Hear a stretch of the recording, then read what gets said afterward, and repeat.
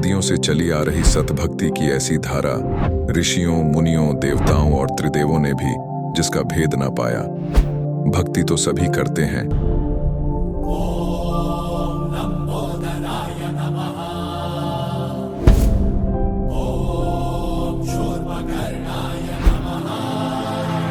और हरदम यह सोच रहती है कि रहने के लिए आलीशान घर हो, घूमने के लिए बड़े बड़े पार्क हो, खाने पीने के लिए स्वादिष्ट भोजन हो, हम कभी बीमार ना हो, कभी दुखी ना हो और कभी भी ना मरे।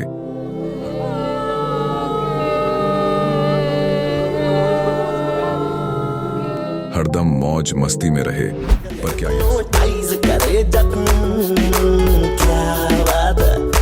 पर क्या यह संभव है?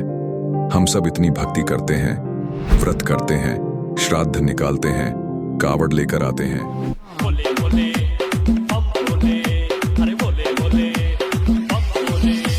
मंदिरों में जाकर मूर्ति पूजा करते हैं,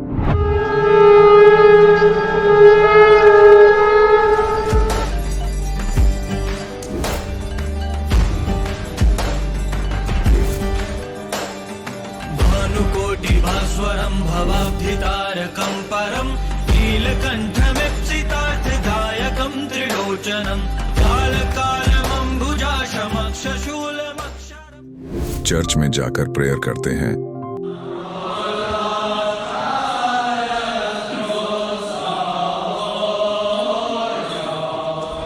मस्जिद में जाकर नमाज अदा करते हैं,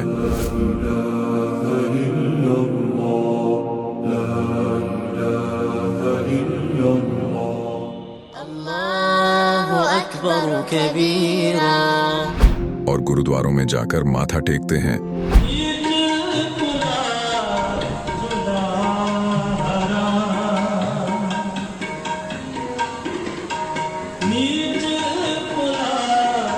फिर भी दुखी क्यों है? लेकिन क्या आप जानते हैं वो कौन सी भक्ति है? वो भक्ति जिसने मीरा को जहर से बचा लिया, ध्रुव और प्रहलाद की रक्षा की, अंधे को आंखें और बहरे को कान दिए, कोढ़ी को काया दी, दुखियों को सुखी जीवन दिया, मरने वाले को जीवन दान दिया और लाइलाज बीमारियों को दूर किया। जब संत रामपाल जी महाराज जी से दीक्षा ले ली थी, उसके बाद जब उनका कुछ विद इन मंथ कैंसर में राहत मिली। जैसे हम लोग परमात्मा का आदेश आया, हम लोग हॉस्पिटल गए और ऑपरेशन कराया। भगत जी 1 रुपया का भी दवाई माता जी को खाना नहीं पड़ा, और जो डॉक्टर कैंसर है बताते थे, वही डॉक्टर के मुख से हमने ये सुना भगत जी कि ये चमत्कार कैसे हो गया। तो हॉस्पिटल में दिखाया तो कैंसर घोषित कर दिया डॉक्टर ने यहाँ। तो फिर इसके इलाज के लिए घूमे, इलाज भी नहीं हुआ, तो फिर घर पे थक के बैठ गए। कैंसर के लिए जिंदल हॉस्पिटल में रहा, उसके बाद सपड़ा हॉस्पिटल में रहा, उसके बाद जयपुर को दिखाया, उसमें कोई इलाज नहीं हुआ। संत रामपाल जी महाराज जी ने चरणामृत प्रसाद दिया और आशीर्वाद दिया और भक्ति ज्ञान दिया, और उसके बाद मैं तंदुरुस्त हूँ। हर दिन में अपना सब कुछ खाता हूँ, मुझे कोई समस्या नहीं। मेरे को बीमारी ये थी सर कि ब्लड ट्यूब में मेरे को एक प्रकार का पस आ गया था और इन्फेक्शन हो गया था। उस इन्फेक्शन को डॉक्टर लोग वो कह रहे थे कि इसमें आपको ऑपरेशन करना पड़ेगा। आश्रम पहुंचने में परमात्मा का नामदान लिया और जो उन्होंने मुझे उपदेश दिया, उस उपदेश देने के बाद उन्होंने आशीर्वाद दिया। आशीर्वाद देने के बाद तत्क्षण में मेरा ये रोग वहीं के वहीं दर्द बिल्कुल ठीक हो गया। भक्ति सभी करते हैं, लेकिन उपरोक्त लाभ सिर्फ सतभक्ति से ही प्राप्त होते हैं। आज भी सतभक्ति करने वाले हजारों लाखों लोगों को शास्त्र अनुसार भक्ति का अद्भुत अनुभव प्राप्त हो रहा है। आइए जानते हैं ऐसे ही लाखों श्रद्धालुओं में से एक सतभक्ति करने वाले इस श्रद्धालु का अनुभव। नमस्कार सर। नमस्कार सर। सर क्या नाम है आपका? योगेंद्र चंद। योगेंद्र जी आप कहाँ से हैं? मैं गांव लाली, जिला दारचूला, महाकाली अंचल, नेपाल का रहने वाला हूं। योगेंद्र जी, संत रामपाल जी महाराज से नाम दीक्षा आपने कब ली? 1/11/2010 को मैंने संत रामपाल जी महाराज जी से नाम उपदेश लिया था। सर संत रामपाल जी महाराज से नाम दीक्षा लेने से पहले आप क्या कोई भक्ति साधना भी करते थे? जी, मैं हनुमान जी का 22 वर्ष तक मैंने साधना की है, और साथ में ब्रह्मा, विष्णु, महेश और माँ दुर्गा और भगवती की पूजा करते थे, जहाँ पे हमेशा हर महीने में या साल में हमेशा बलि चढ़ाते थे। और दुर्गा माँ की पूजा साल में भागवत और हिंदू समाज के मुताबिक जो भागवत होते हैं और ये लगाया करते थे, 9 दुर्गा पूजा करते थे, और जिसमें साल में काफ़ी खर्चा आ जाता था और लाभ कुछ भी नहीं मिलता था हमें, और ज़्यादा घर में ज़्यादा परेशानी ही रहती थी। घर में कभी बच्चे बीमार हो जाते थे, कभी माताजी बीमार हो जाती थी, और घर में कलेश भी बहुत ज़्यादा बढ़ते रहे, और भूत प्रेतों का इतना ज़्यादा दबदबा था कि घर में हर समय रोज़ाना कलेश और झगड़ा के सिवा और कुछ भी नहीं होता था। और पिताजी और मम्मी का तो हमेशा ही झगड़ा रहता था, जिस कारण से हमें काफ़ी परेशानी होती थी। और पूरा जीवन में मतलब पूजा इतना करते थे। माताजी भी लगभग बहुत ज़्यादा पूजा करती थी माँ दुर्गा की। जो हमारा मंदिर है भगवती मंदिर गांव में, उसमें हमेशा जोत जलाने के लिए डेली वहाँ पे पूजा अर्चना करते थे। घर में भी मंदिर बना हुआ था जिसमें रोज़ाना पूजा किया करते थे, लेकिन उस पूजा से कोई लाभ भी नहीं हुआ, और रात दिन घर में झगड़ा होना, घर में इतनी परेशानी हो गई थी कि हम लोग कर्ज में भी काफ़ी ज़्यादा डूब गए थे, जिसमें कम से कम 18-20 लाख रुपया कर्जा हो गया था। तो मैं काफ़ी परेशान रहता था कि ये कर्ज भी ज़्यादा बढ़ ही रहा है और घर में कोई लाभ हो नहीं रहा है। और पत्नी भी काफ़ी ज़्यादा बीमार रहती थी, जिसमें उसका एक पाँव हमेशा मतलब दर्द रहता था। सर, जैसे कि आपने बताया कि आपको बहुत ज़्यादा परेशानी थी, तो क्या संत रामपाल जी महाराज से नाम दीक्षा लेने के बाद आपकी परेशानियां ठीक हुई? जी, बहुत ज़्यादा ठीक हुआ है। मेरा मानसिक तनाव ज़्यादा रहता था, और जो भी शरीर में जो दर्द था, मेरा बैकबोन में काफ़ी पैरालाइज की शिकायत हो गई थी इस साइड से, यहाँ से लेके पूरे नसें पूरे ब्लॉक हो गए थे। और जो ये शरीर है एकदम दुबला हो गया था मेरा, लगभग 50-52 kg का रह गया था मैं खुद इतना परेशान रहता था कि अब ये क्या होगा। और मैं ये सोच रहा था कि ये शरीर एकदम काम योग्य नहीं रहा। मैं काफ़ी मतलब एक्सरसाइज बहुत ज़्यादा करता था पहले, और एक समय ऐसा था कि मैं 500 बेंच और 500 सिटअप आर्मी में होने की वजह से मैं हर चीज़ एक्सरसाइज करता रहता था। 5 किलोमीटर बीबीटी और ये चीज़ें एक्सरसाइज करते थे हम लोग। तो जब मेरा एक समय ऐसा था कि एक्सरसाइज में एकदम इतना 500 बेंच सिटअप लगाने वाला एक समय एक कदम भी चलने के लिए मजबूरी होने लगी, तो तब मुझे एहसास हुआ कि अब ये तो जीवन बेकार हो गया है, अब मैं क्या करूं। तो फिर मैंने भगवान को पुकारा, हे भगवान, माँ दुर्गा को पुकारा। मैंने कहा, हे माँ, मेरे शरीर को ठीक कर दीजिए, मैं तो बहुत ज़्यादा परेशान हो गया हूँ, एकदम दिमाग भी काम करना रह गया था। तो फिर कहीं से भी जब लाभ नहीं मिला तो मैं एकदम अपने को आत्महत्या करने के चक्कर में लग चुका था। तो जब मैं संत रामपाल जी महाराज जी की शरण में आया तो तब जाके मुझे आराम हुआ, और जो मेरी ये अल्पायु में मृत्यु थी वो संत रामपाल जी महाराज जी ने टाल दी। मेरी पत्नी काफ़ी बीमार रहती थी, जिसमें ये पेट सूजकर एकदम से इतना बहुत बड़ा पेट हो गया था, जिस कारण से जब डॉक्टरों को दिखाया, यहाँ पे पीलीभीत में डॉक्टर है पीटी सिंह, तो उनके पास में गए। वहाँ पे जाने के बाद में उन्होंने बोला कि भाई इनका बचना तो अब मुश्किल है, 99% ये ठीक नहीं हो पाएंगे और इन्हें लखनऊ ले जाओ, यहाँ पे हम नहीं कर सकते हैं। बहुत बड़ा हॉस्पिटल था, पीटी सिंह जी एक बहुत बड़े डॉक्टर हैं वहाँ पे, तो जिन्होंने लखनऊ के लिए रिफ़ेर कर दिया। लेकिन लखनऊ न ले जाकर हम फिर वापस घर ले गए उन्हें, और नेपाल में ले जाकर फिर किसी ने बोला कि चितवन में लेके जाना। तो वहाँ जाने के बाद मैं पता चला कि अब ये इनका बचना भी मुश्किल है। लगभग 5 किलो का रिपोर्ट में दिखाया, 5 किलो का जो ट्यूमर था, जो 5 किलो का ट्यूमर बहुत बड़ा हो जाता है, जिस कारण से वो न खाना न वो करना। गांव में तो सब कहने लगे ये अब नहीं बचेंगे, गांव वालों ने सब कहने लगे ये 2-3 दिन में ख़त्म ही हो जाएंगे, अब ये बोल के सारे कहने लग गए थे, जिस कारण से हमें कोई सूझ नहीं आई। फिर मैंने गुरुजी से प्रार्थना लगवाई, संत रामपाल जी महाराज जी से। तो गुरुजी की दया से गुरुजी ने कहा बेटा ठीक हो जाएगा, परमात्मा दया करेंगे कह दिया। वो ट्यूमर ऑपरेशन के द्वारा निकाला गया, और जो ट्यूमर था 5 किलो का निकला। डॉक्टरों को दिखाया, जो उन्होंने बताया कि इसमें 5 किलो का जो ट्यूमर है ये अब ऑपरेशन से भी ठीक नहीं हो सकता है, क्या कि उन्होंने रिपेयर कर दिया था। उत्तर प्रदेश पीलीभीत के पास में जो डॉक्टर है पीटी सिंह जी, वहाँ पे दिखवाया तो उन्होंने कहा कि भैया ये इनके पेट में बहुत बड़ा ट्यूमर हो चुका है, इनका ऑपरेशन होगा वो भी बचने के कोई चांसेस नहीं है, हमारी बस की बात नहीं है, क्या कि उन्होंने लखनऊ ले जाने के लिए कहा। तो जब हम वहाँ से चले गए वापस घर, तो फिर पत्नी के लिए हमने गुरुजी से प्रार्थना लगवाई, संत रामपाल जी महाराज जी से प्रार्थना लगवाने के बाद में गुरुजी का आदेश आया कि ठीक हो जाएगा कह के। तो परमात्मा की दया से वो ऑपरेशन जो है सक्सेस हो गया और पत्नी की जान बची। आज लगभग 5-6 साल हो गए हैं जो कि पत्नी ठीक से है। मेरे पिताजी एक बार आश्रम में आए हुए थे और मैं भी उस टाइम में ऑन सर्विस में था, वहाँ हैदराबाद से मतलोक आश्रम बरवाला में आ गया था।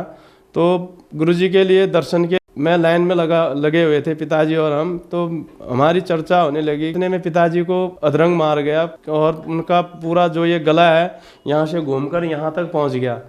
तो बाद में काफ़ी देर तक वो होता रहा। गुरुजी के दर्शन होके हम लोग जैसे ही चले गए तो फिर ये काल का बहुत ज़्यादा अटैक था वहाँ पे, और ज़्यादा मतलब उनका परेशानी होने लगी।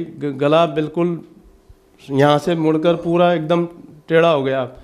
तो हम लोग वहाँ पर रोने लगे, चिल्लाने लगे। फिर मैंने गुरुजी से प्रार्थना लगवाई। उसी टाइम में गुरुजी के दर्शन हो रहे थे, तो गुरुजी ने आदेश दिया ठीक हो जाएगा, चिंता मत करो कहा। और फिर अमृत जल मांगा। अमृत जल जैसे ही दिया, पिताजी का जो गला एकदम से टेढ़ा हो रखा था वो सही हो गया। और फिर वहीं पर जो आश्रम में नॉर्मल हॉस्पिटल फर्स्ट एड के लिए बनाया हुआ था, उसमें नॉर्मल इलाज करके पिताजी ठीक हैं। आज हमारे घर में जो पिशाच पूजा होती थी, पूरे खानदान के लोग आते थे और वो पिशाच पूजा साल में एक बार किया करते थे, जिसमें माताजी भी बहुत ज़्यादा उसमें कांप जाते थे और घर में शांति के लिए ये सारा कार्य करवा लेते थे। लेकिन ये कोई कुछ उस पूजा से कुछ भी लाभ नहीं होता था और ज़्यादा घर में क्लेश झगड़ा बढ़ता ही रहता था। और खुद मुझे भी प्रेत की बाधा थी, जो बिल्कुल शरीर में एकदम से कंपन जैसा रहता था। जब संत रामपाल जी महाराज जी से नाम उपदेश लिया तो वो भी लाभ हुआ है। एक बार घर में लेटिन बाथरूम बनाने के लिए हमने एक खड्डा खोद रहे थे, जिसमें बच्चे भी वहाँ पे नॉर्मल काम छोटा मोटा काम कर ही रहे थे। तो मेरा लड़का था सबसे छोटा वाला त्रिदेव, जो वहाँ पे आ गया और ऊपर से जो शब्बल रखा हुआ था वो उसके सर पे गिर गया। तो वो बेहोश हो गया वहीं पे, और उसको उठाकर हम दोनों, मेरी पत्नी और मैं, रोने लग गए। वहाँ पे वो एकदम बेहोश हालत में था। तो इतने में गांव के कुछ लोग आके कहते हैं कि इसको हॉस्पिटल ले जाओ। मैंने कहा हॉस्पिटल तो मैं नहीं ले जाऊंगा, चाहे जो भी होगा मेरे गुरुजी ही ठीक करेंगे, संत रामपाल जी महाराज जी कह के कहा। तो गुरुजी की दया से उसी टाइम में तुरंत लड़का थोड़ा होश में आ गया। फिर वहाँ पे गुरुजी का मंत्र चलवाया हमने, तो काफ़ी आराम हो गया। 2-3 दिन में लड़का अपने आप ही बिना दवा के ठीक हो गया। शब्बल लगभग 8-10 किलो केजी का होता है, लोहे का, जो लंबा होता है इतना बड़ा। वो एकदम से ऊपर से आया और उसमें ऐसे कांटे टाइप का था साइड में, जो उसके सीधा सर पे लगा और लगभग आधा इंच करीब सर पे घुस गया एकदम से इतना। तो खून बहुत ज़्यादा बहने लगा नॉर्मल। उस हिसाब से फिर गुरुजी से प्रार्थना करने के बाद में घर में ही ठीक हो गया। मुझे नशे की भी बहुत ज़्यादा लत थी, जो दारू, खैनी, गुटखा, भांग, तंबाकू सब चीज़ सेवन करता था। जब घर में जाता था तो रात को 12 बजे तक मेरे साथ के जितने भी मेरे दोस्त हैं आते थे, और मैं छुट्टी में लगभग कब छुट्टी गई पता नहीं होता था। लगभग 15-20 बोतल दारू भी लेके जाते थे आर्मी से। वो सारा दारू खाने के बाद में लगभग कई हज़ार रुपये का दारू फिर पी जाता था मैं, और पैसे की कुछ भी बचत नहीं थी। आज 11 साल से परमात्मा की दया से मेरा इन चीज़ों को पीना तो दूर, कोई पीता है तो उनको भी बताता हूँ कि भैया ये गलत चीज़ है, मत पियो। मैं जो दुख के दौर से गुजर रहा था, एकदम जो मेरे शरीर में जो पैरालाइज की शिकायत थी, जो मेरी आत्महत्या करने की जो ये प्रबल एकदम इच्छा हो रही थी कि मैं अब यहाँ हार चुका था इस संसार से, तो संत रामपाल जी महाराज जी की दया से आज मैं जिंदा हूँ। तो संत रामपाल जी महाराज जी की ही दया से हूँ। तो मेरे जो भी मैंने ये गलत व्यसन किए थे, दारू, मीट, मांस, भांग, तंबाकू, खैनी, गुटखा, ये सारी लत मेरी छूट गई। लोग कहते थे कि भाई 100 चूहे खाकर बिल्ली हंस को चले, लेकिन आज मैं जिस हिसाब से हूँ वो भी खुद कहते हैं कि भाई ये वाक्य ही पहले से अच्छा सुधर गया है, कुछ भी नहीं तो नशा तो नहीं करता है कहते हैं। मुझे भी बहुत खुशी होती है कि लोग कहते हैं कि हाँ भाई ये नशा नहीं करता है, और उतना नशा करता था और रात दिन दारू खाता था, और जिसमें अपने दोस्त भी बिगड़ रहे थे जितने थे, और पैसे का भी नुकसान हो रहा था। आज वो सारा पैसा बचत भी हो रहा है और बढ़िया अपने घर में सुख शांति भी हुई है। सर, हम आपसे पूछना चाहेंगे आप क्या काम करते हैं? जी, मैं भारतीय सेना का जवान हूँ, जो नेपाल से जो गोरखा रेजिमेंट है 9GR बोलते हैं, क्षेत्रीय यूनिट है, उसमें मैं कार्यरत हूँ। तो जो लोग आज आपको टीवी पर देख रहे हैं और वो भी इन सब परेशानियों से ग्रस्त हैं, उनके लिए आप क्या कहना चाहेंगे? दास संदेश तो क्या दे सकता है, मैं ये प्रार्थना कर सकता हूँ कि जिस प्रकार से मेरे घर पे जो ये दुख का पहाड़ टूटा हुआ था और मेरे ऊपर में जो ये समस्याएं आई हुई थी, मैं खुद ही अगर आत्महत्या करने के कगार में पहुंच चुका था।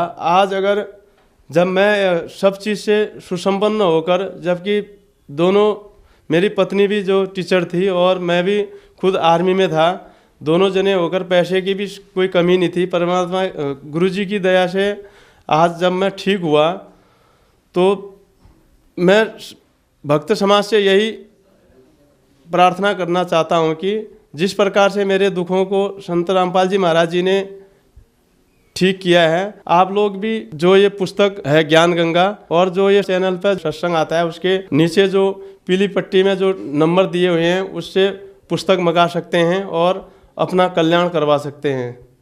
धन्यवाद सर। सत साहेब जी। अब जगत गुरु तत्वदर्शी संत रामपाल जी महाराज जी के सत्संग के माध्यम से उस अद्वितीय आध्यात्मिक ज्ञान के बारे में जानते हैं जिसके माध्यम से आप भी प्राप्त कर सकते हैं ऐसे आध्यात्मिक, मानसिक और भौतिक सुख जो अभी तक आपने सिर्फ मीराबाई, ध्रुव, प्रहलाद जैसे कुछ ही भक्तों की जीवन कथा में सुने होंगे। अब सुनिए तत्वदर्शी संत के संग शास्त्र अनुकूल भक्ति सत्संग, ऐसा अद्वितीय आध्यात्मिक ज्ञान जिसका है सर्वधर्मों के पवित्र शास्त्रों में प्रमाण। भक्तमती बहन मीराबाई को मालिक मिले, वो दृढ़ भक्तों को मिलते हैं जो पक्के भक्तों टस से मस ना हो से सारा संसार एक तरफ हो जाए। अपनात्मा हमने सारा इनकम्प्लीट स्पिरिचुअल नॉलेज सुन रखा है, कति अधूरा सधूरा सा जिसका सिर पैर नहीं। तो इसको तत्व ज्ञान कहते हैं जो सबको सेट करे और परिपूर्ण रूप से कथाओं को भी सही सुनाए। जैसे मीराबाई पिछले जन्म जन्मांतर की पुण्यकर्मी प्राणी थे और काल उनको ऐसे स्थान पर पैदा कर देता है कि उनकी भक्ति कोई कर्ण ना दे। वो कैसे ठाकुरों के घर जन्म दे दिया, और राजस्थान के ठाकुर उस समय अपने आप को खुदा से नीचे नहीं मानते थे, अपनी बहन बेटियों को पर्दे में रखते थे, एक परंपरा थी उनकी। और स्वयं सब खेतों में या कहीं भी काम करना होता स्वयं करते थे, पशुओं का गोबर भी उठाकर बाहर कुड़ियों पर स्वयं डाला करते थे, अपनी बहन बेटियों को पर्दे में रखा करते, बाहर नहीं जाने देते थे। और कोई जाति थी तो उसको कलंकित माना जाता था, बहिष्कार करते थे, उसका बहुत विरोध करते थे, उसका बुरा हाल कर देते थे, यहां तक कि उसको मार भी देते थे। अब परमात्मा की आत्मा भगवान बन नहीं रह सकती और पिछले संस्कार उसको टिकने नहीं देते, जिसके परिणाम स्वरूप वो आत्मा परमात्मा के लिए कहीं ना कहीं भटक रही होती है। काल ने जगह जगह एजेंट बैठा रखे अपने, कहीं देखोगे कोई पूजा पाड़निया, कितने कोई पत्रा लिया बैठा ला तेरी भविष्य बता दूं, आजा बैठ जा धर दे 20 रुपये। फिर ये नकली संत, ये पंथ बना रखे नेरे, ये सारे एजेंट काल ने छोड़ रखे मिसगाइड करने के लिए। एक दयालु दाता हमारा पिता विधाता है, कबीर भगवान वो स्वयं आता है। वो जब ज्ञान देने लगता है तो विरोधी लोग असंख्य होते हैं।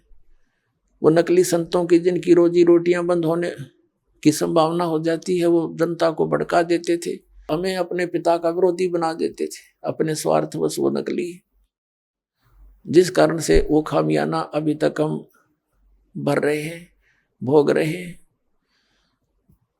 तो पुण्यात्मा मीराबाई की कसक बहुत ज्यादा थी भगवान में। उसकी माँ भी धार्मिक थी। माता से उसने पता चला, श्री कृष्ण जी की मूर्ति बना करके वो उसके गुणों से परिचित होकर के भगवान श्री कृष्ण को अपना इष्ट रूप में मानकर पूजा करने लगी। अब जब उसका विवाह करने लगे तो उसकी माँ, उसने स्पष्ट कह दिया कि माता अब मैं दूसरी शादी नहीं कर सकती, मैंने तो ब्याह कर लिया भगवान से। तो नहीं माना, समाज का कारण था, जबरदस्ती उसका ब्याह कर दिया। एक बहुत अच्छे नेक व्यक्ति से विवाह, एक बहुत अच्छे नेक व्यक्ति से हुआ। और वो विवाह के 4 वर्ष के बाद उसके पति की मृत्यु होगी, मीराबाई के पति की। लेकिन उसने मीराबाई की प्रार्थना पर इतनी सुविधा दे दी थी कि मंदिर में जाने अलाउड कर दिया था। वो नगरी का राजा था, तो राजा के आगे विरोध कौन कर सकता है। उसके साथ में 2-3 नौकरानियां बहनें चली जाती थी, तो जिससे तो दूसरे ठाकुर लोग भी नहीं बोल सके, भी अकेली नहीं जाती है, 4-5 जाते हैं इसके साथ।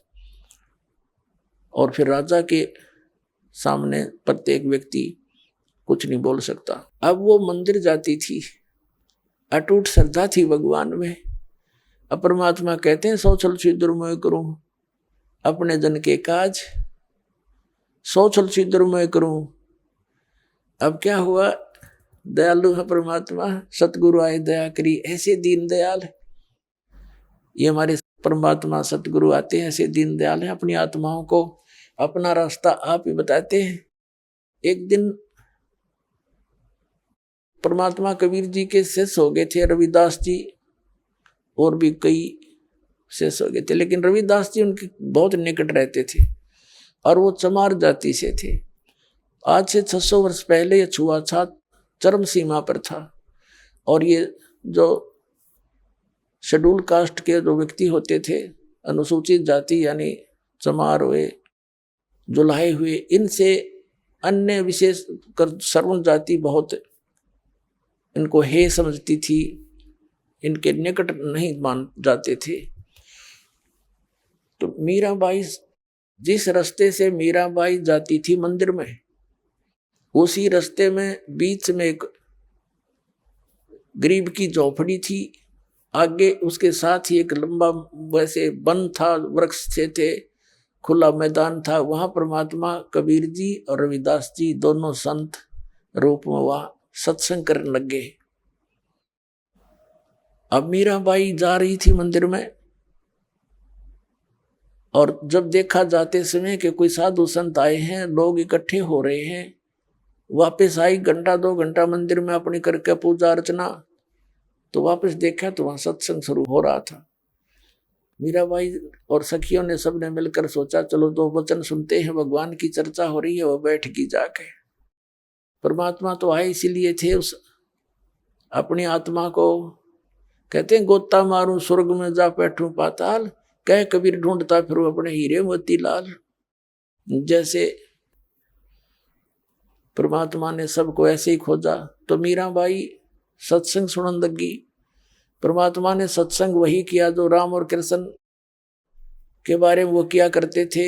गुण तीनों की भक्ति में ये भूल पड़ो संसारे, कह कबीर निज नाम बिना कैसे उतरो पारे। 3 देव की जो करते भक्ति, इनकी कदे ना होवे मुक्ति।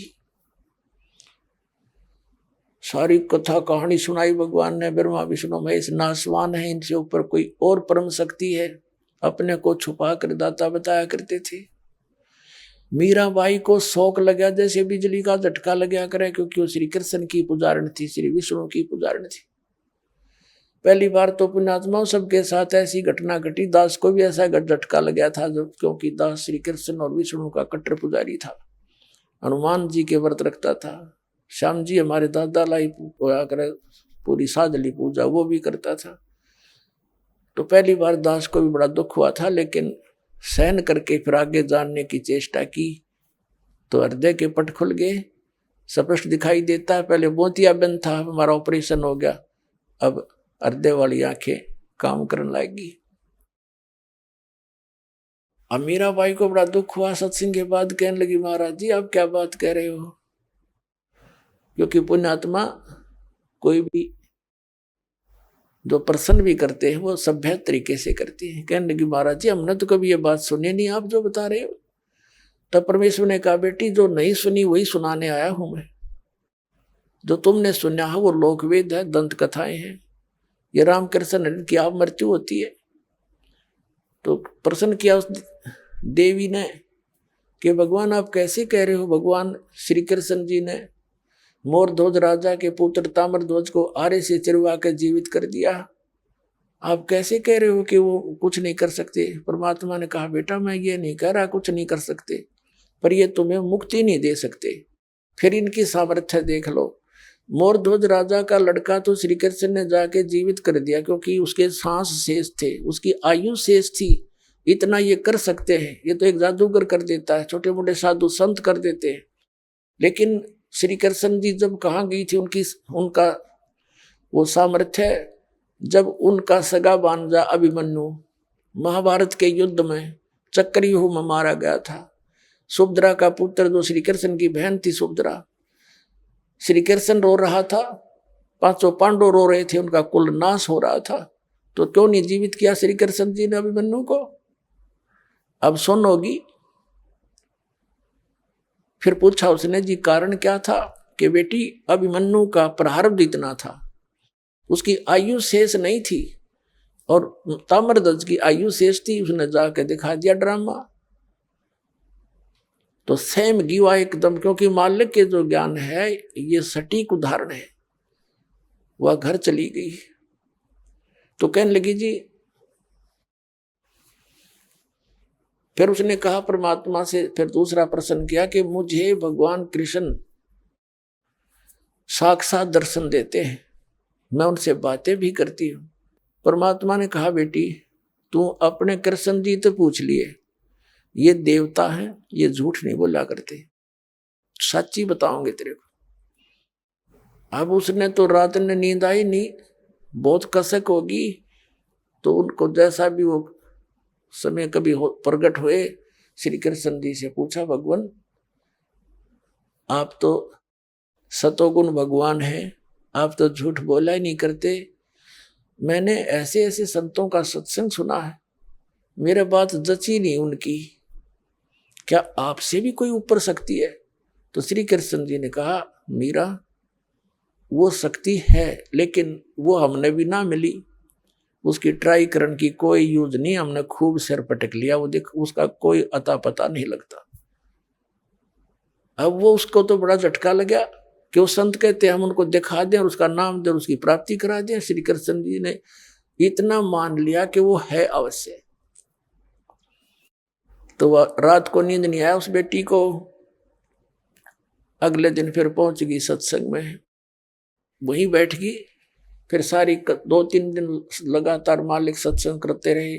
फिर क्या हुआ, मीराबाई को प्रेरणा हुई कि भगवान मुझे उपदेश दे दो।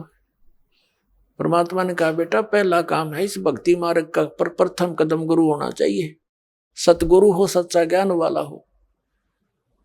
तो मीराबाई ने कहा भगवान दीक्षा दे दो। अब परमात्मा ये देखना चाहते थे, या ठाकुरों की लड़की, इसमें भगवान की कितनी चाह है। ये परमात्मा को प्रमुख मानती है या समाज को, लोक लाज को। परमात्मा ने पता था कि वो दीक्षा मांगेगी, इतना ज्ञान सुने बाद से तो पुण्यात्मा का कलेजा हिल जाता है। रविदास जी से कह दिया कि तू मीराबाई को नाम दे दिए, प्रथम मंत्र मैंने तुझे बताया, केवल इस को देना, आगे तेरे को आदेश भी नहीं है। और मैं तेरे पास भेजूंगा जब यह दीक्षा लेना आवेगी, और तू इसकी परीक्षा लेना, तब देना इसको नाम। अब वह लड़की ने प्रार्थना की, परमात्मा ने कहा बेटी जा उसके पास, वो बैठा महात्मा, वो देंगे तुझे दीक्षा। वो तो गई वहां पर जहाँ संकेत मिल गया, जाकर बैठ गई, महाराज जी नाम दे दो, दीक्षा दे दो। रविदास जी कहने लगा बेटी बहन मैं हूं चमार जाति का और तू है ठाकरा की बेटी। गुरु से नाम लेने के बाद जब तूने लोग जाके यूं कहेंगे तूने किसने नाम ले लिया है, चमार पर नाम ले लिया, इज्जत का नाश हो गया। और जब तेरे मन में दोष आ गया भक्ति खत्म हो जाएगी तेरी, और लोग तेरी बेइज्जती बहुत करेंगे बेटी, तो कोई और देख ले अपना गुरु।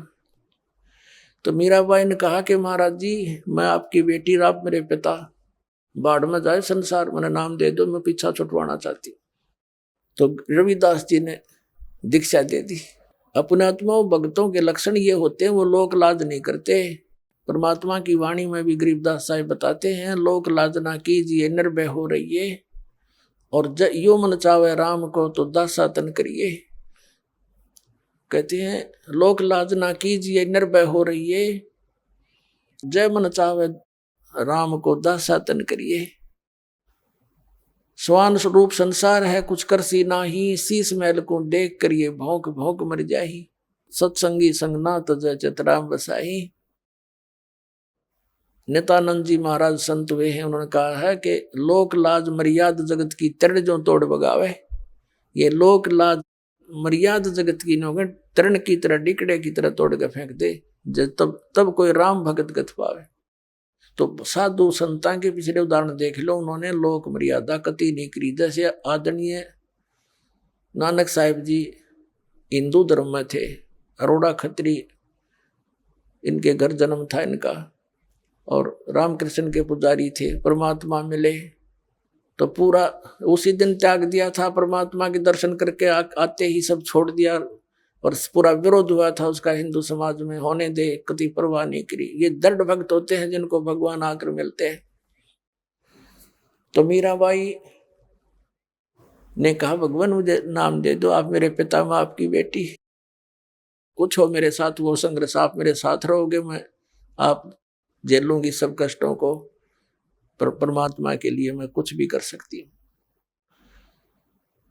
अब प्रथम मंत्र दे दिया रविदास जी ने, और फिर जैसे महीने में 20 दिन में फिर आने लगे सत्संग करने। तो सत्संग उस दिन तो भगत पर पक्के आते हैं। सत्संग विशेषकर परमात्मा रात्रि में भी करते थे और दिन में भी करते थे। दिन में कम, रात्रि में ज्यादा करने लगे, क्योंकि दिन में समय नहीं मिलता भक्तों को, व्यक्तियों को। रात्रि तो अपनी ही होती है, अपने ही समय नींद से समय निकाल लेते हैं। अब पहले तो वो दिन में मंदिर में जाती थी, अब रात्रि ने सत्संग में जाने लगी, दोनों टाइम, दिन में भी रात में भी। अब पहले तो उसका पति था, उसको साथ देता था, कोई बोलने वाला नहीं था। अब उसकी मृत्यु के बाद उसका देवर बन गया वहां का, उस नगरी का राजा। उसने मीराबाई को बहुत समझाया कि तू अब मत जाया कर, पहले तो तेरा पति था, अब लोग पता नहीं क्या क्या बात बनाते हैं, हमारी इज्जत का नाश कर देगी तू। उसने कोई परवाह नहीं करी थी, मंदिर में जाती रही। और फिर लागी और रात ने सत्संग में जान। इस बात का उसके देवर ने घना मलाल हो गया, घना दुख मान लिया कि इसको तो मार दे तो अच्छा है, और इसने तो इज्जत का नाश कर दिया। तो क्या किया उसने, क्या किया, एक दिन अपने पुत्र का जन्मदिन रख दिया। रिश्तेदार आए हुए थे, और एक किसी सपेरे से कहा कि ऐसा विषधर ला दे, ऐसा विषयर ला दे सर्प के डंक मारते मर जाए आदमी। उसने वैसा ही ला दिया, राजा का हुक्म था। और एक डिब्बे में बंद करके ऊपर लिख दिया 9 लखा हार। राजा ने एक बांदी से कहा, नौकरानी से, जाओ मीरा को दे दे, ये हार गले में पैर लेगी, सुंदर कपड़े पहन लेगी, रिश्तेदार आवेंगे। और ऐसे, क्योंकि वो तो ऐसी रहती थी बेचारी, उसने तो ना उड़ने पैरने की कोई परवाह नहीं रही थी, भगवान में कसक गनी लगी थी। तो उसने कहा कि ठीक से कपड़े पहन लेना, मेरी बेइज्जती ना करवाना, रिश्तेदार ने कहेंगे भाई रहा नहीं उसकी पत्नी को कैसे रखता है, और ये हार पहन लेगी। उसने सोचा था न्यू कि सर्प डस कर मर जाएगी, सर्प देगा डस, सारे रिश्तेदार होंगे, सब गवाह हो जाएंगे, सांप लड़ गया भाई हम भी वहीं थे, इसलिए मृत्यु होगी उसकी। इसने चाल तैयार चाली थी। अब वो नौकरानी ने तो जाकर दे दिया, केले मीरा भाई, राजा ने बताया है इसमें एक हार है बहुत कीमती, इसको पहन लेना और सुंदर कपड़े पहन ले, आज उनका लड़के का जन्मदिन है, दूर दूर के रिश्तेदार आए हुए। मीराबाई बोली रख दे बेबे, पहन लूंगी। नानू का हाइबा पहन ले, अकमा पहन लूंगी, तू जा। वह चली गई। अब उसने खोला कि ना पहनूंगी तो यूं दुखी करेगा, इन बातों में तो कोई खास आंट भी नहीं मेरा भक्ति की, मेरे लिए तो माटी है, यू हार है, जो कुछ भी है, लेकिन यू बकवादी आदमी दुखी करेगा। तो उसने अपना धोए दाए कपड़े पहन के वो हार गले में पहन के बैठ गई कि जब वहां जाएंगे इकट्ठे में चली जाऊंगी, जहां इकट्ठा होना है पार्टी में। अब 5-7 मिनट के बाद वो आया, वो तो वो तो ये देखने आया था कि मर्गी होगी, वाई वाह के कह दो सांप लड़ गया, सांप लड़ गया, ये रहा, भागियो भागियो। अब उसने जाकर देखा कि वो मीराबाई गले में सुंदर हार पहने बैठी, तो कहने लगा कि ये हार कहाँ से लाई, तो कोल्टा मैं जानता था तू रातों जाती है, यही कर्म करने जाती है। वो कहने लगी जी आप भी मुझे जीने देते ना मरने देते, आप ही ने तभी भेजा था, और देख मुझे ही कलंकित कर रहे हो। तो वो कहता मैंने कहाँ, कौन से उसमें कहाँ भेजा था, कि ये डिब्बे में, ये बांदी नौकरानी देकर गई थी। वो डिब्बा देखा कि इसमें क्या था, कि इसमें ये हार था। अब उसने सोचा, बांदी बुलाई नौकरानी, बोली जी मैं अभी देकर बाहर ही बैठी हूँ, इनके बाहर नौकरानी थी, वो बाहर रहती थी, और यही डिब्बा, और तो उसके पास कोई वस्त्र भी, कपड़ा भी नहीं था विशेष, और कोई पात्र भी ऐसा नहीं था। अब उसने सोचा भाई बड़ी, उसने सोचा सपेरा जादू कर गया मेरी खातिर, वह ना जच्ची उसका, कोई और जादू जंत्र का दे गया होगा। तो जब तो वह बच गई, एक दिन उसने क्या किया, तो विष मंगवाया, विष डालकर एक प्याले से, उन्हें सोचा या मरती नहीं, मानती नहीं, इसने इज्जत का नाश कर दिया, जिसको जहर से मार देते हैं। उसको कहा, साथ गया तलवार लेकर कि ये जहर पी ले, ये विष है इसके अंदर, या तो इसको पी लेना, तेरी गर्दन काटूंगा। तलवार लेकर खड़ा हो गया। मीराबाई ने सोचा मारना तो इसने है ही, तलवार से तो दर्द होगा, विष पे लेती हूँ, आराम से मर जाऊंगी। करके मालिक को याद, और विष पेगी सारा। और वो देखा खड़ा खड़ा, न्यों का नो चेहरा, आध घंटे तक बाट देखी दुश्मन ने, वो मरी नहीं, वापस आ गया या वासा होकर। तो परमात्मा कहते हैं, मीराबाई को मारन लागे जहर का प्याला प्यारे, पीवत ही अमृत हो लाग्या, हो गया सर्द ही यारे, मन तू पावेगा अपना किया रे, भोगेगा अपना किया रे। भक्ति के अंदर ऐसी शक्ति है पुण्यात्माओं, विश्वास करना इस मालिक पर। ये कथाएं सुना करते थे हम, कथा नहीं थी, ये सच्ची बातें हैं। कहाँ तो विष ने मारना था, कहते हैं पीवत ही अमृत हो गया, और हो गया सर्द ही यारे। कहाँ तो विष ने बेचैनी पैदा करनी थी, और कहते हैं ठंडक सी होगी उस बेटी की अंतःकरण में। अब उसने सोचा भाई ना तो या मारे तो मरती, उसके देवर ने, अब इसका के इलाज करो, इसने तो हमारा बट्ठा बैठा दिया इज्जत का।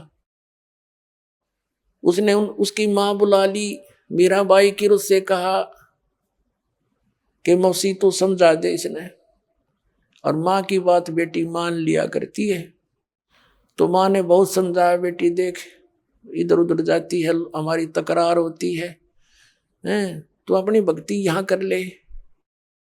और वहाँ 100 प्रकार से उसने जैसे तैसे माँ बेटी को समझाती है, अपने सारे जंतर मंत्र कर दिए, पर वह ना मानी। फिर यहाँ तक कहा कि बेटी हम ठाकुर, और वो चमार जिस तो तू नाम ले आई, इसमें भी हमारी बेइज्जती का मामला है बेटा, तू मत जाया कर वहां। तो माता और बेटी का फिर क्या एक कवि के द्वारा बना गया शब्द सुनाते हैं। सत्संग में जाना मीरा छोड़ दे, सत्संग में जाना मीरा। आए मारी लोग करें तकरार, सत्संग में जाना मीरा छोड़ दे। आए मारी लोग करें तकरार, सत्संग में जाना मीरा छोड़ दे। सत्संग में जाना मीरा छोड़ दे। हाय मारी लोग करें तकरार, सत्संग में जाना मीरा छोड़ दे। सत्संग में जाना मेरा ना छूटेरी, सत्संग में जाना मेरा ना छूटेरी। हारी चाहे जड़ के मरो संसार, सत्संग में जाना मेरा। हारी चाहे जल के मरो संसार, सत्संग में जाना मेरा। थारे सत्संग के राह में है, थारे सत्संग के राह में है। आए वहाँ पर रहते हैं काले नाग, कोई कोई नाग तन डस लेवे। आए वहाँ पर रहते हैं काले नाग, कोई कोई नाग तन डस लेवे। जब गुरु जी की मेरे फेरी, जब गुरुओं की मेरे फेरी। हारी व तो सर पे गंडे वे बने जाव, सत्संग में जाना मेरा ना छूटेरी। हारी व तो सर पे गंडे वे बने जाव, सत्संग में जाना मेरा। सत्संग में जाना मीरा छोड़ दे, सत्संग में जाना मीरा छोड़ दे। आए मारी लोग करें तकरार, सत्संग में जाना मीरा छोड़ दे।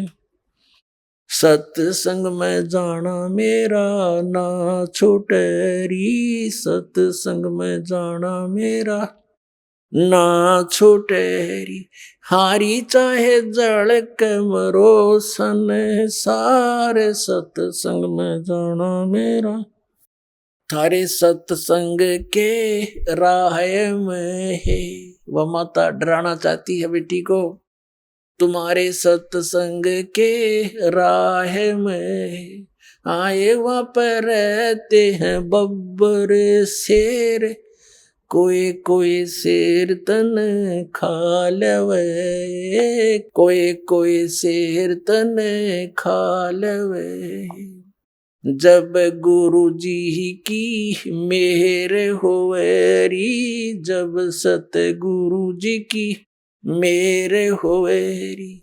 आरी वो तो शेरों के गिदड़ बने जाव, सत्संग में जाना मेरा ना छुटेरी। हारी व तो शेरों के गिदड़ बने जाव, सत्संग में जाना मेरा ना छुटेरी। थारे सत्संग के बीच में है, थारे सत्संग के बीच में। हाँ ये वहाँ पर रहते हैं साधु संत, कोई कोई संत तन ले रमे। हाँ ये वहाँ पर रहते हैं साधु संत, कोई कोई संत तन ले रमे। तेरे री मन में माता पाप हैरी, तेरे री मन में माता पाप हैरी। वो संत मेरे माँ बाप हैरी, वो संत मेरे माँ बाप हैरी। हारी व तो कर देंगे बेड़ा पार, सत्संग में जाना मेरा ना छूटे री। हारी वे तो कर देंगे बेड़ा पार, सत्संग में जाना मेरा ना छूटे री। सत्संग में जाना मेरा छोड़ दे, सत्संग में जाना मेरा छोड़ दे। हाय मारी लोग करें तकरार, सत्संग में जाना मेरा छोड़ दे। सत्संग में जाना मेरा ना छूटे री, सत्संग में जाना मेरा ना छूटे री। हारी चाहे जड़ के मरो संसार, सत्संग में जाना मेरा ना छूटे री। वो तो जात चमार है, वो तो जात चमार है, इसमें हमारी आर है, इसमें हमारी आर है। तेरे री लिख माता चमार है री, तेरे लिख माता चमार है री। मेरा सिरजन और है री, मेरा सिरजन आर है री। हारी व तो मीरा के गुरु रविदास, सत्संग में जाना मेरा ना छूटे री। हारी व तो मीरा के गुरु रविदास, सत्संग में जाना मेरा ना छूटे री। अपने आत्माओं परमात्मा के पाने के लिए सबसे बड़ी बंधन काल ने सबसे बड़े रस्से हमारा बांध रखे हैं, ये लोक परंपराओं के। और परमात्मा कबीर साहब कहते हैं, सोई जन उभरे जिन तोड़ी कुल की कान। परमात्मा कहते हैं कुल करने के कारण यू अनसा गया बिगो, जब यू कुल के कर लेगा तो चार पाया का हो। आज तो लोक लाज में कुल की मर्यादा में को प्रमुख मानकर सत्संग में आया नहीं, सत्संग सुने नहीं, ज्ञान होया नहीं, भक्ति करी नहीं, फिर गधा बन का घूमेगा, चार पाया का होगा। जब यू कुल के ढालड़ा होगा तेरे, तब यू कुल के कर लेगा तो चार पाया का हो। तो संतों को यू हृदय में जम जाती है बातें। तो यहां परमात्मा कहते हैं कि तन छूटे जब कहां समावेगा, और आखिर तुमको कौन कहेगा।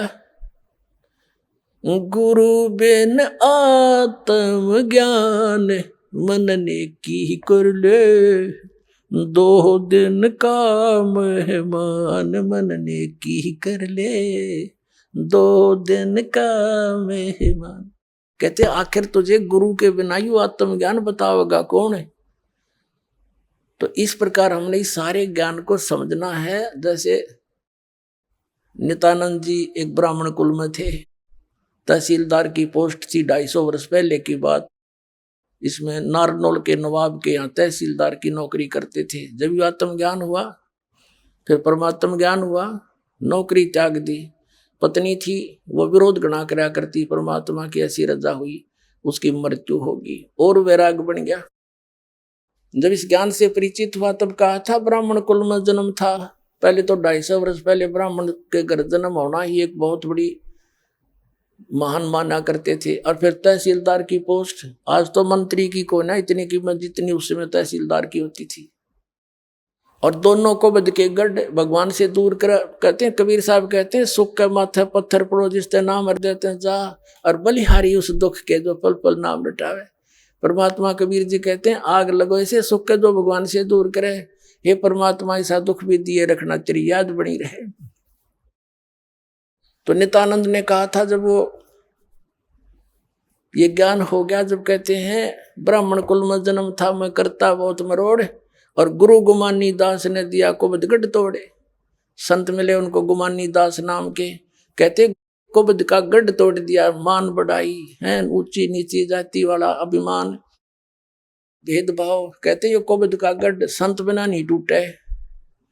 तो परमात्मा के बच्चे जो होते हैं उन्हीं को मिलते हैं जो दृढ़ होते हैं, मीराबाई दृढ़ भगत थी, सारा संसार एक तरफ।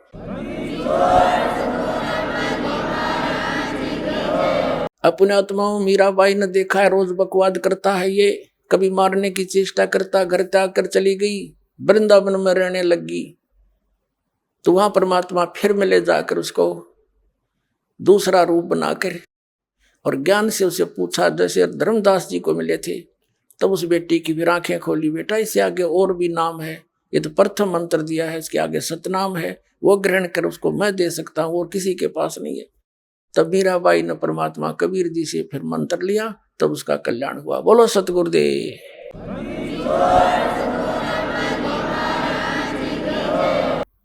परम पिता परमात्मा कबीर परमेश्वर जी की असीम रजा से पुण्यात्माओं आप सत्संग सुनने के लिए यहाँ आ पाए।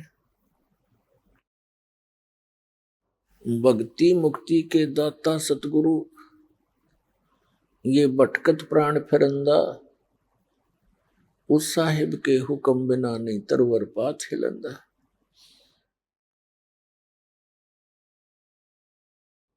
पुण्यात्माओं, इस काल के इंद्रजाल को परमात्मा ने आके स्वयं बताना पड़ा, क्योंकि इस काल भगवान ने यहाँ पर बहुत अज्ञान फैला दिया और दुनिया भर के ये नकली संत तैयार कर दिए जो केवल लोक वेद सुनाते हैं, उनका कोई सदग्रंथ आधार नहीं रहता, जिस कारण से ये प्राणी इन कष्टों को झेलना, जन्म और मृत्यु का ये कष्ट उठाना, इसको एक परंपरा मान चुका है और इसी में संतुष्ट हो चुका है। अधिकतर संतों का भी यही अपना विधान है कि जन्म मृत्यु ये तो होती ही रहेगी। अभी आपने सुने जगत गुरु तत्वदर्शी संत रामपाल जी महाराज के मंगलमय सत्संग प्रवचन। आइए अब सुनते हैं उन भक्तों के अनुभव जिन्होंने संत रामपाल जी महाराज के प्रमाणित ज्ञान से प्रभावित होकर नाम दीक्षा लेकर अनेकों लाभ प्राप्त किए। नमस्कार जी। सत साहिब सर। क्या नाम है जी आपका? राजेश्वरी दासी। कहाँ से हैं जी आप? बलौदा बाजार जिला छत्तीसगढ़ से। संत रामपाल जी महाराज से नाम दीक्षा आपने कब ली? 28 मई 2013 को। राजेश्वरी जी, आपने क्या क्या भक्ति साधनाएं की हैं अभी तक, कृपया हमारे दर्शकों को बताएं। हम कबीर पंथी में जुड़े हुए थे दामाखेड़ा से। मेरे पिताजी ने नाम ले रखा था, वही भक्ति करते थे और मैं श्री कृष्ण भगवान की और शंकर भगवान की भक्ति करती थी। तो फिर आप संत रामपाल जी महाराज जी की शरण में कैसे गईं? मेरी माँ जी अपने मायके गई हुई थी, वहाँ से उसके भतीजा ने उसको ज्ञान गंगा पुस्तक दी, फिर वो लाए, उसको पढ़ के हम परमात्मा का ज्ञान समझे। संत रामपाल जी महाराज का सत्संग देखते थे 2012 से 7 बजे जो आता था उस समय, तब हमको सब समझ में आ गया। फिर हमारी शादी नहीं हुई थी उस समय, तो 2012 में हम जुड़ नहीं पा रहे थे। शादी होने के बाद 2013 में गए नाम दीक्षा लेने के लिए। संत रामपाल जी महाराज से सतलोक आश्रम बरवाला में जाकर नाम दीक्षा लिए। तो क्या लाभ मिले आपको संत रामपाल जी महाराज से नाम दीक्षा लेने के बाद? सर, शादी होते ही मेरे सिर में बहुत ज़्यादा दर्द रहता था, बहुत ज़्यादा दर्द रहता था, यहाँ पे बहुत गर्म हो जाता था दर्द के मारे। और मेरे पति मुझे उस समय दीक्षा नहीं लिए थे, तो ये तांत्रिक वगैरह के पास लेकर जाते थे और वो सब घोटी वगैरह सब निकालते थे सिर से, उससे कुछ नहीं हो रहा था, सिर का दर्द ज्यों का त्यों ही था। तब हम ज्ञान समझ चुके थे उससे पहले, तो इससे कुछ नहीं होने वाला, हम वहीं जाएंगे। तब हम परमात्मा के पास शरण में गए, दीक्षा लिए और परमात्मा ने हमें आशीर्वाद दिए। संत रामपाल जी महाराज ने हमारे सिर पे हाथ रखा, हमने कहा परमात्मा हमारे सिर में बहुत दर्द रहता है, मालिक दया करो। संत रामपाल जी महाराज ने कहा बेटा भक्ति करो, सब ठीक हो जाएगा। तब से लेकर आज तक हमारे सिर में कोई दर्द नहीं है सर।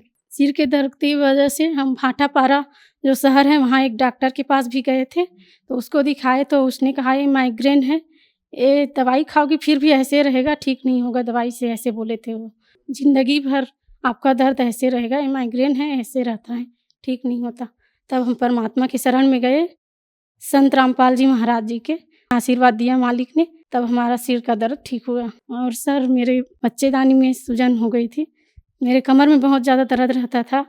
तब हम डॉक्टर के पास गए तो उसने कहा कि आपको सोनोग्राफी करवानी पड़ेगी, तो हमने सोनोग्राफी करवाई तो उसमें कहा कि आपके बच्चेदानी में सूजन है, या तो आपको ऑपरेशन करवाना पड़ेगा या फिर आपको दवाई खाना पड़ेगा। तो हमने कुछ नहीं किया सर, घर आ गए, परमात्मा से प्रार्थना लगाई संत रामपाल जी महाराज जी से कि परमात्मा बच्चेदानी में सूजन कह रहे हैं और ऑपरेशन के लिए बोले हैं। और दूसरे दिन फिर आदेश आया कि सब ठीक हो जाएगा। तब हम फिर से 4 दिन बाद चेकअप करवाने गए ज्योति हॉस्पिटल में, तो वहाँ वो मैडम ने बोला, चेक करते करते ही बोला, किसने भगा दिया बेटा आपको, आपके बच्चेदानी में कोई प्रॉब्लम नहीं है, आप बिल्कुल ठीक हैं। ये संत रामपाल जी महाराज जी ने हमें लाभ दिया। बहुत ज़्यादा दर्द रहता था सर, मैं घर का काम भी नहीं कर पाती थी और मेरे 2 बच्चे थे, उनको संभालना मुश्किल हो गया था सर। परमात्मा ने बहुत सारे लाभ दिए मालिक ने। ये मेरी रिपोर्ट है सर, मैं इसको जब रिपोर्ट करवाई तो डॉक्टर ने बोला था कि आपको या तो ऑपरेशन करवाना पड़ेगा या फिर आपको दवाई खानी पड़ेगी। तो हमने ना ऑपरेशन करवाया ना दवाई खाई, संत रामपाल जी महाराज जी से प्रार्थना लगवाई थी, उसी के बाद से मैं बिल्कुल ठीक हूँ सर, कोई दर्द नहीं है, बिल्कुल ठीक हूँ। और एक बार मेरे कमर से लेकर पैरों तक बहुत ज़्यादा दर्द हो रहा था सर, मैं खड़ा भी नहीं हो पा रही थी, घर का कोई काम भी नहीं कर पा रही थी। फिर परमात्मा से प्रार्थना लगाई, फिर ठीक हो गया सर। और मेरी बच्ची एक छोटी, जब मैं प्रेगनेंसी थी उसको, छोटी वाली को, तो 5वां महीना चल रहा था, फिर बीच में ही वो मिसकैरेज का मतलब खतरा हो गया। तो मैंने परमात्मा का चरणामृत पी लिया और रात को एक भगतमती का इंटरव्यू आया कि मैंने चरणामृत पी तो मेरा वो बच्चा सही हो गया, ठीक हो गया। तो मैंने भी ऐसे की तो तुरंत ही वो जो आया था वो बंद हो गया मालिक की दया से, संत रामपाल जी महाराज जी की दया से।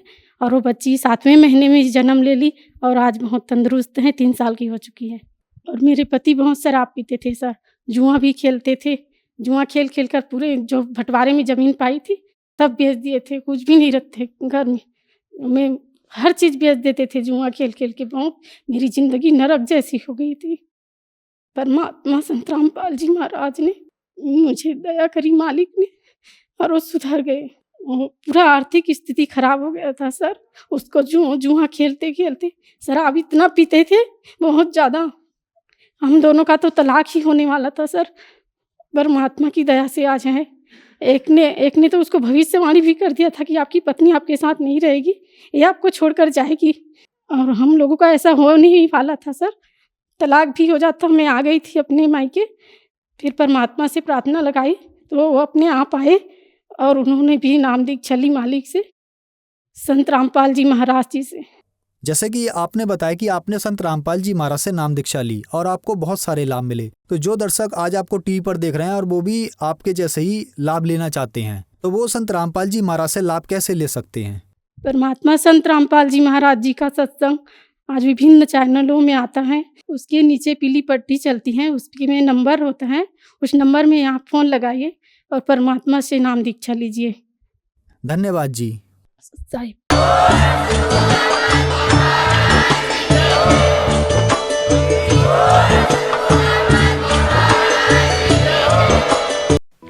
आप सुन रहे थे जगत गुरु तत्वदर्शी संत रामपाल जी महाराज के मंगल प्रवचन। अधिक जानकारी के लिए संपर्क करें